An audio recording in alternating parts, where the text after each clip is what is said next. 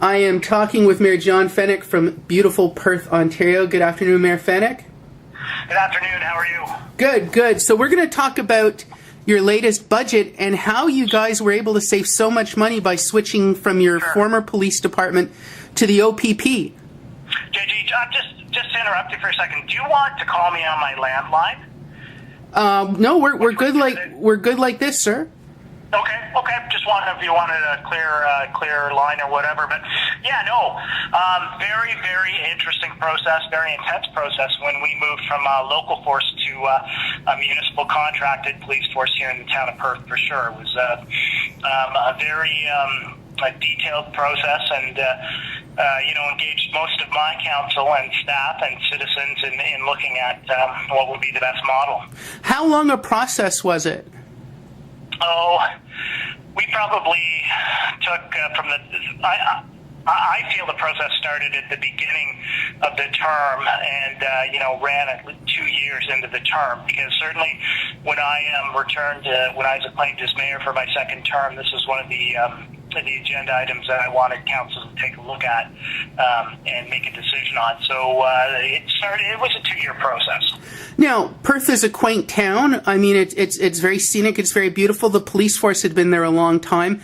What prompted you and the supporters who made this change to switch from its own police force to the OPP? Well, it was a number of things. We wanted to, for sure, maintain service levels and make sure that that wasn't compromised. But generally, it was economies of scale and what could we do in terms of giving the ratepayers the best bang for their buck, yet maintaining the professional services of the police department. So a lot of it was driven by economics, and a lot of it was driven by, of course, service levels and that type of thing. Was there a lot of resistance from people within the community to the change? I wouldn't say a lot. There were some that were very fiercely pro local police department, for sure. There were a number of people that with their heart and soul felt that we should maintain our local force, and so we did have those on that side of the equation, but not a lot. There were a number of public meetings that were held, and unlike other communities where they've got a high percentage of the population coming out to these meetings, we would have some people come out, but there weren't a great deal.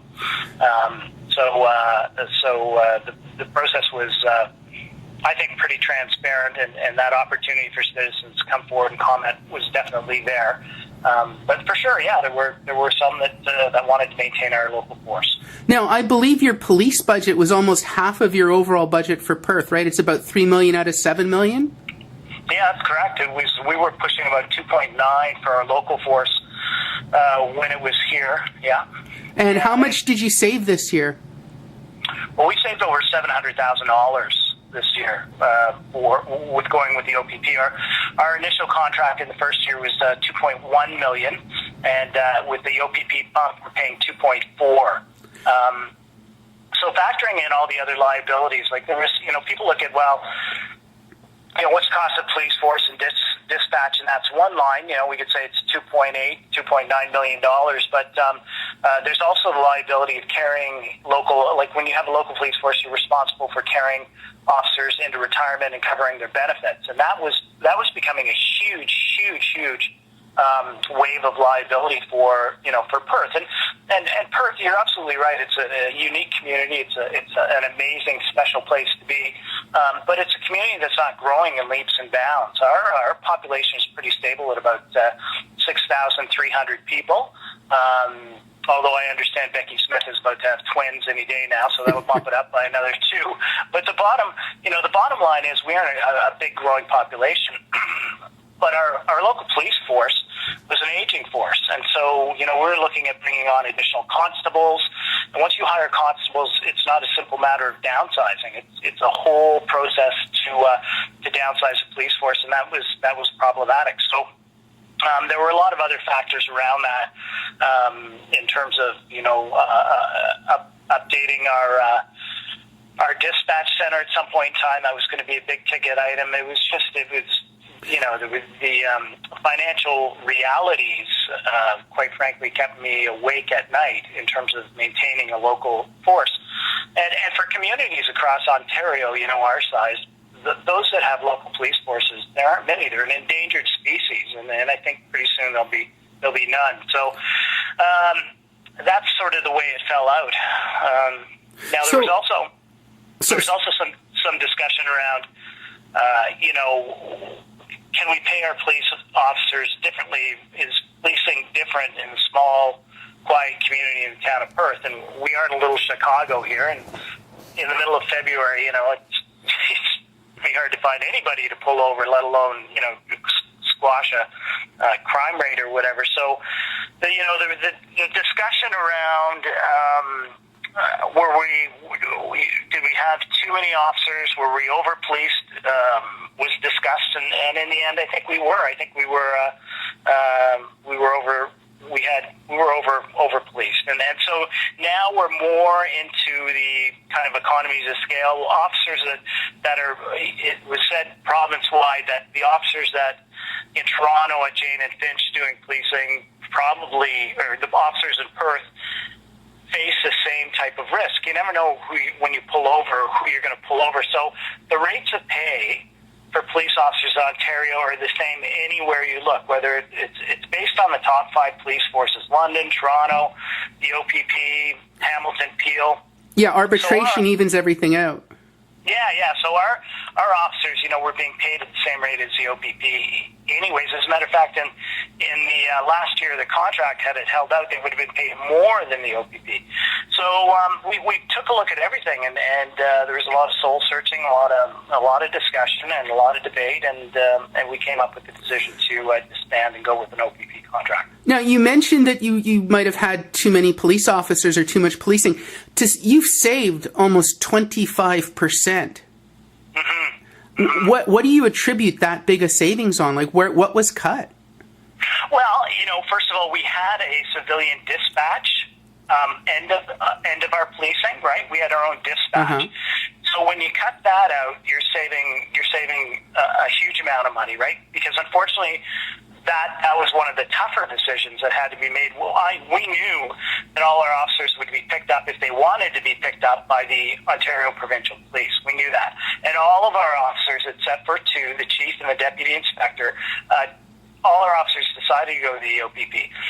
But our civilians were a different matter. There were no promises when it came to the civilians. And that's, in terms of downsizing, the closing of the dispatch automatically created hundreds of thousands of dollars worth of savings. But as our contracts roll out, our level of policing, in terms of community policing and response to the community, I believe will be maintained the same or even enhanced, because unlike our local force of 15 sworn officers, we have now a human resource base of 90 officers plus specialty units to draw from. I think it'll be enhanced, but we continue to look at our contract and say, what do we really need? And in our small town of Perth, where we don't have a great deal of crime, we don't need the number of officers that we previously had. So, I think that's where we're going to be going. We'll be looking at our needs, and I think there's even room for more downsizing in terms of police presence. Have you crunched any numbers yet from the past year? Have you seen any changes in any categories of crime since the OPP have taken over? No, we haven't seen any. As a matter of fact, our Police Services Board are bringing in stats, and we're just actually, timing on this is very good. We're putting out a survey to the community and to our local police force, and we're looking for those numbers. But our statistical information in terms of traffic incidents or provincial offenses or criminal code offenses that occur within our community are basically consistent, dead on with when we had a local force, if not dropping in some areas. All right. Well, I want to thank you for the time, and congratulations on saving your taxpayers a whole lot of money. Well, thank you very much. Like I say, it was a very difficult decision, but I think it's turning out that we made the right one. It may not be right for all communities, but it was certainly right for ours, and we'll continue to look at this very closely and make sure that not only do we remain one of the prettiest communities in Ontario, but one of the most safest ones in which to come and live and play. So what are you doing with that big bag of money that you saved? Well, we've got a lot of infrastructure issues here in the town. We've got a lot of roads. We have several bridges that are reaching their life end, and I think that infrastructure money is going to go that money is going to go towards infrastructure. Now we're scheduled to save that amount of money, if not more, $750,000 every year. So I feel that really the next 4 years of council are the Camelot years for the town of Perth. I think that our debt will almost be paid off. We have very small debt. Our reserves are very, very strong. And then with this extra money, I think we can do things not only for roads and bridges, but let's look at the quality of life in terms of our parks, our services to young people, our libraries, our centers of excellence in terms of knowledge and healthcare. All that can be achieved with the money that I think we can be saved in a very, very meaningful way. That's very impressive. Thank you again, Mayor Fenik. All right, you call anytime, my friend. Thank you. Have a great day. Cheers. Bye.